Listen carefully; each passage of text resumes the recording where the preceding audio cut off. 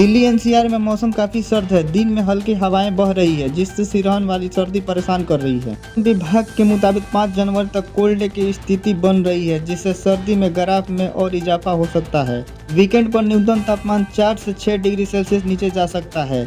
अधिकतम तापमान 4.5 degree Celsius कम होने पर शीत दिवस की स्थिति बन सकती है। उत्तर भारत में दिल्ली, यूपी समेत बिहार में भी कड़ाके की ठंड पड़ रही है। रात और सुबह के समय घना कोहरा से बहुत घना कोहरा छाए रह रहे हैं।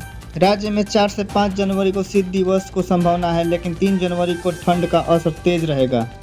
पहाड़ों से आ रही बर्फीली हवाओं के कारण पंजाब में शीतलहर चलने से न्यूनतम तापमान गिरते जा रहे हैं। घने कोहरे के कारण विजिबिलिटी कम होती जा रही है, जिससे ट्रेन सड़क यातायात धीमी पड़ गए हैं। आईएमडी के मुताबिक शनिवार रविवार को चंडीगढ़ में न्यूनतम तापमान 9 डिग्री, अमृतसर में 8.5 डिग्री, लुधियाना में 10 डिग्री, पटियाला में 11 डिग्री सेल्सियस रहने का अनुमान है।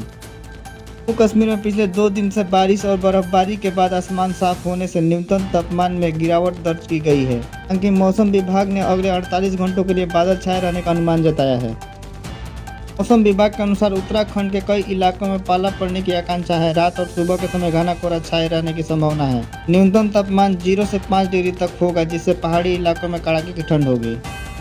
यदि आप किसान होकर मुर्गी पालन भी करना चाहते हैं तो कड़कनाथ और अन्य कुछ नस्लें पाल कर आप बम्पर मुनाफा कमा सकते हैं। कड़कनाथ मुर्गी अपने काले रंग की मांस के लिए जानी जाती है, जिससे औषधीय गुणों से भरपूर माना जाता है। यह मीट कोलेस्ट्रॉल में कम और प्रोटीन व आयरन में अधिक होता है, इसलिए बाजार में इसकी मांग बहुत ज्यादा रहती है और यह सामान्य मुर्गियों की तुलना में कई गुने महंगे दाम पर बिकते हैं।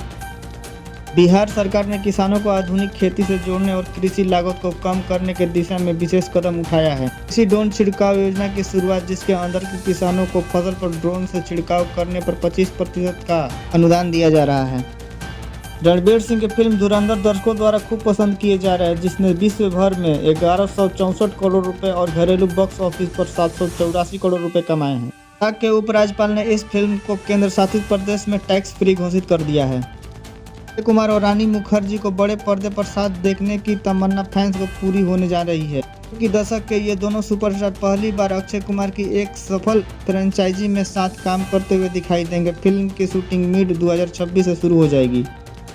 भारत में इंडिया NHAI ने कार मालिकों के लिए फास्टैग प्रक्रियाओं में बड़ा सुधार किया है। सरकार ने घोषणा की है कि 1 फरवरी 2026 से कार, जीप और वैन के लिए जारी किए जाने वाले फास्टैग पर और व्हीकल वेरिफिकेशन प्रक्रियाओं को पूरी तरह से हटाया जाएगा, ताकि वाहन चालकों को टैग जारी करने और उपयोग के बाद होने वाली देरी, आवश्यक फॉलोअप और शिकायतों से राहत मिलेगी।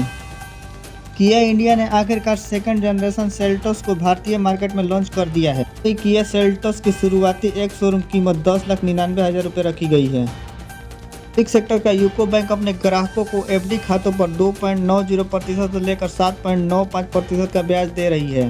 बैंक में जमा करें 1 लाख रुपया और पाएं 21,341 रुपये का फिक्स ब्याज। बैंक के निवेशकों और शेयर बाजार की दिलचस्पी फिलहाल बैंक के अगले बड़े कदम पर टिकी हुई है। बैंक ने साफ कर दिया है कि बोर्ड ऑफ डायरेक्टर की एक अहम बैठक होने जा रही है, जिसमें दिसंबर तिमाही के नतीजे को लेकर फैसला लिया जाएगा। ऐलान के बाद से यस बैंक के शेयरों को लेकर बाजार में हलचल तेजी हो गई है।